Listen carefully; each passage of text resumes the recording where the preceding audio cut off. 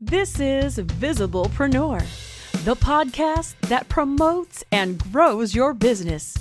From local, here in St. Charles County, to around the globe. Attract more customers to your business. And here's your host, the Isaiah Bentley. All right, everyone, what's going on? Visiblepreneur here, as you know, back with another nice one as always. So today I've got this guy with iAuto Agent. No idea what that is, or do you happen to have an idea what it is? Stay tuned and listen because you're really going to enjoy it. But before we get into today's episode, let's get into our first two sponsors. So our first one is Janet Rummy Martin with Aspire to Inspire. Her services, she helps bring out the leader within you. She's also John Maxwell certified, and also she does pretty voiceovers. And if you notice, she also did the voiceover for the intro for Visiblepreneur. So really appreciate that with her. And I will put a link in the description because I can't remember the website, in the description and also on the video. And for our second sponsor, the Sound Frequency, providing audio-visual services for events. Brings out speakers, microphones, projector, and lighting to your next party, wedding, corporate event, speaking engagement, you name it. The soundfrequency.com can do it right for you. And of course, that link will also be in the description as well, too. So with that being said, let's get into our first guest, and we're definitely going to have quite a bit to talk about today. So he's with iAuto Agent. He's going to say, what is it the company does? Just remember this, don't let selling cars be your second job. So Jay, welcome to the show. Thank you. I appreciate it. It's amazing to be here. Absolutely. So tell us more on how did you get into iAuto Agent, as well as what is it? Yeah. So I spent 18 years in the dealership world, very, very successful at it. And, when you get into jobs and sometimes you're there for a really long time, you don't feel like you can leave. But it was really a rough go for 18 years. I made a really good income. But then things really started to change for me as we rolled into 2014. It's always been very, unfortunately greedy towards the consumer when you are buying a vehicle. I haven't met anybody that actually likes to buy a vehicle. Not yet, at least. And I don't think I'll ever will. And, I really had to make a decision in 2014 because they were changing the pay structure and whatnot. And really, if I went to another dealership, it would have been the same situation. So I really wanted to do something for the consumer as an advocate, something that never been done before. I really wanted to make it easy on myself and start a company that's never been done. And I came up with this idea that, with my buddy Joe, that we were going to be real estate agents for cars. And we just kind of started testing the waters, being an entrepreneur. Yeah, no, that's interesting. And what is iAuto Agent? So iAuto Agent, we're real estate agents for cars. We have two different divisions. Our first division is helping that person that doesn't want to sell a vehicle on their own, meeting strange people in strange places, very busy people. We handle everything. And then what we'll do is, as soon as you give us the VIN on your vehicle, you have a real human being that will literally talk to you on the phone, not some of these computer-generated type of things. And they'll give you a value that you're going to receive upon a successful sale. We handle everything else in between. So we handle all the marketing for it.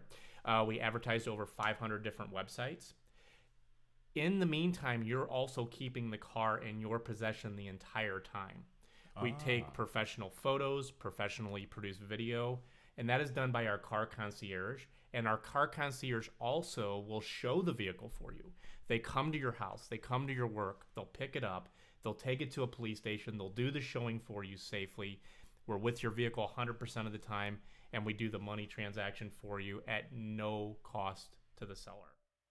Wow, that's really a game changer, because unlike some of the other places, like, if you go into a regular car dealership, they just do their evaluation and, it's like, okay, and then they pretty much just lowball you at that.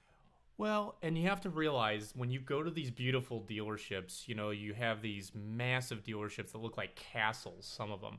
They have Starbucks coffee, they have marble floors. Well, you're paying for that. They have a tremendous amount of overhead. The difference between us and them is we have a lot less overhead. We come to you for everything. There's not a building. There's not a lot. There's not the marble floors. There's not the Starbucks coffee. And that allows you, the seller, that we can value your vehicle for more money with no involvement from you whatsoever. And then finally, the buyer also gets this amazing experience. They're used to sitting at a dealership for 4 to 7 hours, and now they can get this done. When we do our closings, when we have found a buyer for that vehicle, they're less than 30 minutes. And the buyer can buy it for under market value because we're not marking our prices up. Wow, that's really interesting. And I love how you said the overhead costs, because no one thinks of that when you walk into the dealer. And then, yes, they got the nice couches, as you said, the Starbucks coffee, or in the case of one dealership I know, they have ice cream that they put out and water. Which I'm like, oh, okay, a little bit fancy, so to speak. Yeah, no, I mean, and that's the way it is. The service department drives the dealer's profits.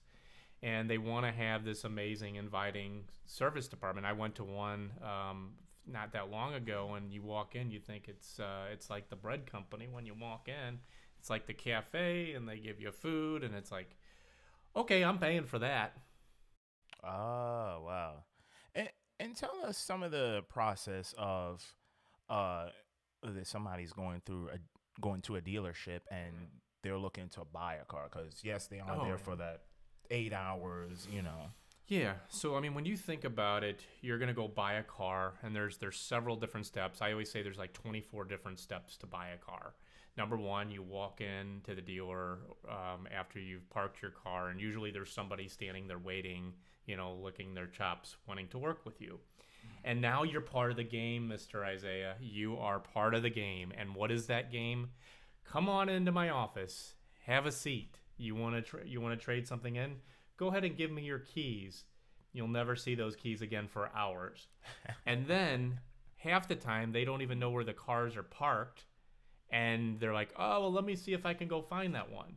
Meanwhile, you're just kind of sitting there twiddling your thumbs, like, when is this person going to come back? Then they come back with the vehicle. They take it for a test drive, and then at that point, you determine if you want to buy the vehicle or not. It seems very straightforward and simple. However, that's not the way it works. There's a lot of steps in between from actually coming in to actually buying the car. And that's the back and forth games. Most of the dealers you're going to go to, they're going to have a back and forth routine. You're not going to like the value. Let me go check with my manager. Let me go check with my manager. And you're back and forth 15 million times.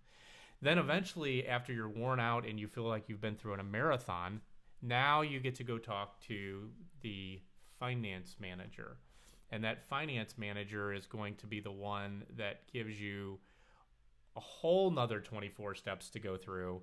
And they're going to, let me just say this, Isaiah. I don't think profit's a bad word. I think unfair is. Of course. And it's always unfair when you're going to do all this yourself. That's typically the process. And they're going to try to sell you a bunch of stuff that a lot of times you don't need, a ridiculous amount of markup.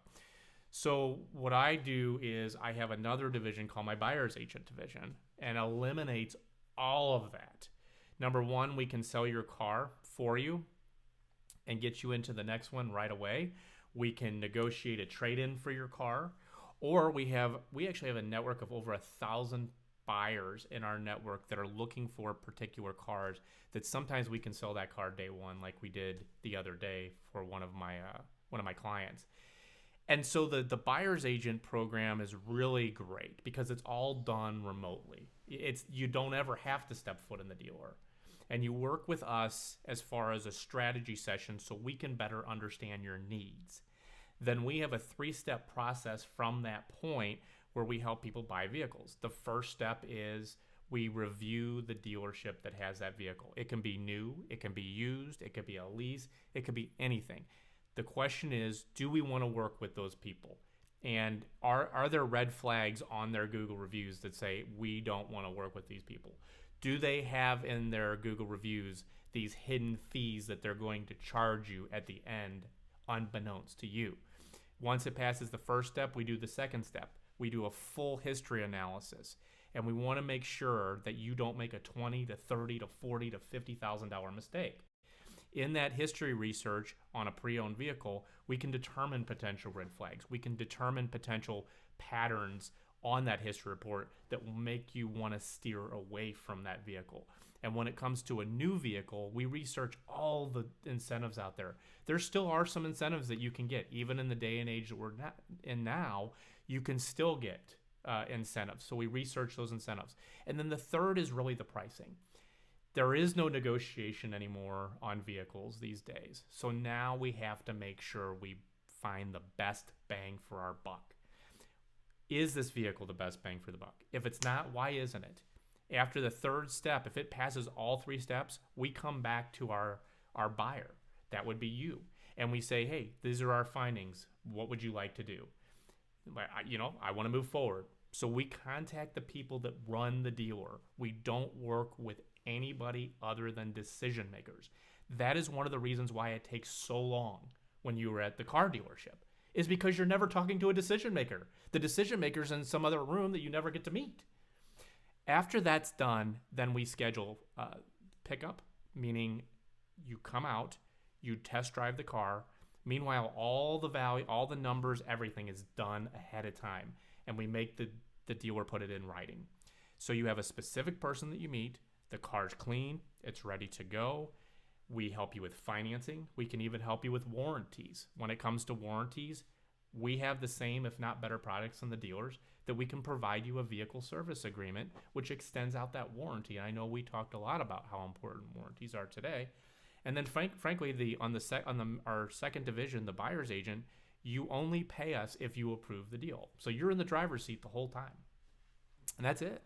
Wow, and that's game changer because how many dealers do you know that does that? I would say probably next to zero, or probably zero, period. Yeah, the dealers have always worked in that same 100-year way of doing business, and people don't like it. It's very, very time-consuming. We have preferred dealers that we work with, that we've already pre-established relationships, that we can get everything directly, not sugar-coated, to us, that we can get to you. And it's a shame that it has to be somebody in between the dealer and the person that's buying the car. But that's what iAuto Agent acts as, is we act as that consumer advocate. And the I in iAuto Agent stands for integrity. Yeah, I really love that. And also too, I gotta ask this, is that you've built this business from the ground up, and I can see this going to where it's going to be a franchise. Like, how did you build this business? Like, what got you into, like, okay, I'm going to deviate from the rest and then start my own thing? Yeah, so get ready to take out the Kleenex for the tears. Okay.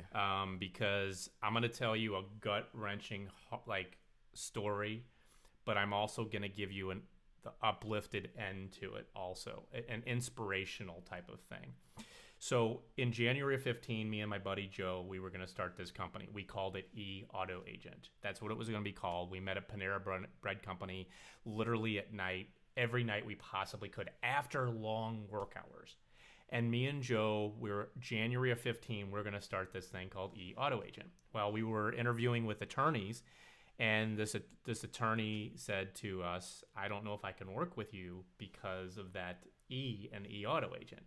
I work for this little company called Enterprise Leasing Company, and I have to ask permission. I'm like, what do you mean ask permission? We don't necessarily want to work with you. So he runs back to Enterprise and says, can I work with these guys? They said, not only can you not work with them, but they have to shut down their company day one. Jeez. All the marketing, all the social media, everything. I have to change my name. What makes matters worse is Joe comes to me shortly thereafter and said, hey, I've got some bad news. I've got to leave the company. I have to go through a divorce. I'm like, are you kidding me? Like, is this really happening to me? I was making a multi-six-figure income selling cars, but now I have to deal with this? What did I do to deserve this? And so I changed the name on March 3rd of 15 to iAuto Agent, like I said, where the I stands for integrity. I decided to hire my best friend Bad idea. Mm. My best friend was a practicing alcoholic, showing up intoxicated at her clients' homes. Once again, I'm like, why did I deserve this? Like, what is happening to me? Why is this happening to me? I mean, I lived in a really nice neighborhood with 2 kids and a wife that likes nice things. I got a lot on my plate here. And I think if you're an entrepreneur, you can relate to this. It doesn't just, if you build it, they will come. So I have to fire my best friend. Literally right in that same time, my dad passes away at a young age of 73 of Lewy body dementia. So here's my life just going downhill over and over. Now, to add to the fun, my mom calls the paramedics. Turns out she has 3 valves blocked in her heart and cancer on her lung. She needs a 7-hour surgery to remove this and for her to get back in good health. She writes me a death note before the surgery because she didn't think she was going to make it. She had a seizure in a 7-hour surgery and a stroke. That was it. And her life's going like this. My life's going like this. And I used to lay down on my couch. And I called it the couch because I would lay there. I would look up in the ceiling, and I knew I had 2 options in my head. Number 1, I stay with iAuto Agent. Number 2, that plan B, there was no plan B. You stay with iAuto Agent. I would never at that point go back to the dealership world ever again. It wasn't me. And I kept pushing. And what I did, Isaiah, is I concentrated on all my positives, all the positives that have happened. Looked at those reviews of the successes we were having for people, not the negatives that were happening in my life. And that's how I got through it. And eventually, so I also used this, it's called the impossible quote. It goes like this: impossible is just a big word thrown around by small people who find it easier to live in the world they've been given than explore the power they have to change it. Impossible is not a fact, it's an opinion. Impossible is not a declaration, it's a dare. Impossible is potential, impossible is temporary, impossible is nothing. It was on my bathroom mirror, that exact quote. I read it every single night. And I also read another quote, and that was from Simon Sinek. And people don't buy what you do, they buy why you do it. And I knew why I was doing this. The consumer needed iAuto Agent. They've never had anybody like iAuto Agent. And to this day, I don't know another company of its kind nationwide. And things started to get better, so this is where it gets better. I became an automotive advisor on Fox 2 News here in St. Louis. That was in 2016. I auditioned for Shark Tank in 2017. 2018, my head of sales, Jordan Barkley, came along, still with me today. 2019, became an automotive advisor on CBS Channel 4 here in St. Louis. And then 2020, I auditioned for Shark Tank again. And you were exactly right. We are in the process right now of building new locations. We have one in Springfield, Missouri, starting up very, very soon. And then we want to franchise this nationwide. Awesome. I can't wait to see the adventures of where this is going to go, because you're an industry breaker. Like, no one that I personally know does this, which is why I was super glad you came out to network. And I said, man, I got to get this guy and interview him, because that is a truly inspiring story, especially for other entrepreneurs that could be going through, worse times as well too. Yeah, I mean, there's always going to be challenges, and if you think that you're going to build a business and the business is just going to take off like wildfire. I mean, I built something that nobody had ever done. I made it really easy on myself. I created a company that I didn't have anything to copy off of. And I think, as an entrepreneur, I would never have changed anything. It defines me as a human being, who I am today. It showed me how strong I can be, and that no matter what the obstacle, I always can overcome it. Right on. And basically, like you said, what you did was you took your morals and your values and you incorporated it into that company, which is getting ready to go nationwide soon. Mm-hmm. So looking forward to that. And the other question I wanted to ask you too is that you also started a podcast as well. Mm-hmm. What was the motivation behind that, as well as who's the other guy that you also started with? I call my work wife. So we started a podcast. It's called the Auto Authorities Podcast. And it's about buying, selling, and repairing cars, raw and uncut. And when I say raw and uncut, we don't edit. It's not planned. Everything is what you see is what you get. And what it allowed me to do is, so I'm an automotive advisor on TV. But when I go on TV, they don't bring me on unless there's a victim or something bad happened. It doesn't allow me to be proactive. And proactivity in anything is very, very positive, is to be thinking ahead. And I got a chance to go on my own platform, and I can speak my mind. It's my platform, and there's no holds barred. And we have fun with it, too. It's kind of I don't want to say a comedy show, but me and my co-host, David Marks. So David Marks with Quality Auto STL, he's been doing this for 22 years, very trusted in the St. Louis world. And I'm like, what better of a co-host? And we just have this great connection with each other that we just make it entertaining for people. We have characters. We have characters in our podcast. So we have, Bobby, and Bobby makes bad decisions, and it's all based on a real character. So everybody knows a Bobby, the Bobby that makes bad decisions, and that Bobby's going to make the bad decision. Yeah. And then you've got Guido. Guido's the salesperson that when you go into the dealer. And Guido's brother is the manager at the dealer, and then Guido's cousin is the finance manager, and we all know that kind of character, and that's why we don't like buying and selling cars. So we've aligned ourselves with the very best dealers because there are great dealers out there, but the normal person just doesn't know who to use, and frankly, they're not going to treat you the same as they're going to treat iAuto Agent because they want more business from us. Right. Yeah. Yeah, and that's definitely great to know. And so Auto Authorities, make sure you go and check that out because that's a really interesting podcast. Because one of my favorite ones I remember you was talking about was the Cvt Transmission. Oh, yeah. And I've driven enough of those to know that they suck. I don't like the way that, personally, I don't like the way that they're built. The advantage is they are the fastest transmissions out there, but they're not programmed to be, they're not programmed to do what they're supposed to do. They do what's called the fake shifting, which is complete bullshit. Yeah, it almost feels like that when you're driving a CVT transmission that your transmission's actually going out because you don't feel that kick in, right? And so the problem with those is when they break, they get very, very, very expensive. Yeah, I had a guy that told me that he had to pay $3,000 and probably change to get his transmission fixed. Oh, that would be on the really low end. That would be probably a used transmission. You're talking more like $7,000 for a new transmission. Yeah.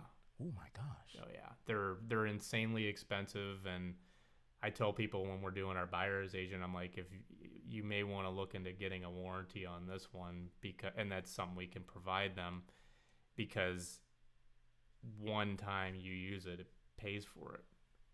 Yeah, and that's good to know. Yeah. And I remember also too, because you're a real good expert on cars too, is that people are saying that prices of used cars have shot up as well as new cars have shot up. The microchip shortage. What is it that you're seeing on your end? And what's your analysis about this? It's a good question. It's very complicated, and I'm going to use the word complicated. It's been changing. So here's where we're at right now is, number one, this chip shortage is not going to be done until easily after 2022.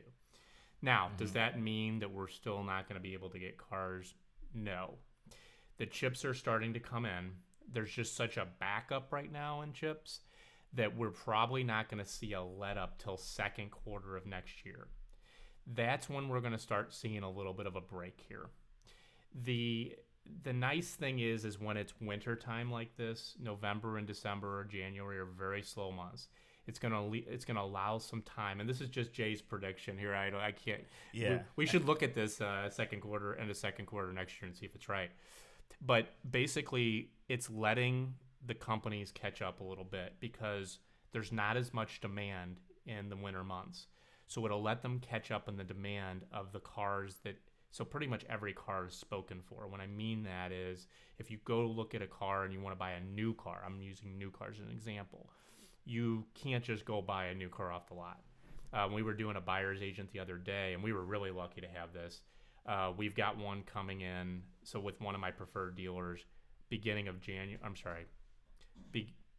right before Christmas time, this Honda CRV is coming in. But people are putting money on these things left and right. Now, if you're looking to purchase a new car, I would do it right now. Because just like everything in this world, prices are going up big time. So on the used car side, here's how this all plays into the same thing, is that when somebody buys a new car, a lot of times they're trading in their used car. Where they're not selling the new cars, they don't get the trade-in. When they don't get the trade-in, it lowers the supply. When the supply is lowered, prices go up. And that's what's happening in used cars side. So when people are hiring us for our buyer's agent, our concierge program, where we sell the people's cars for them, they're getting incredible amounts of money for these cars. And especially if you just have a car that you just like need to sell, oh my gosh, it's insane right now. It's insane. But we're going to start seeing a break on that, I'm going to say second quarter of next year. Yeah.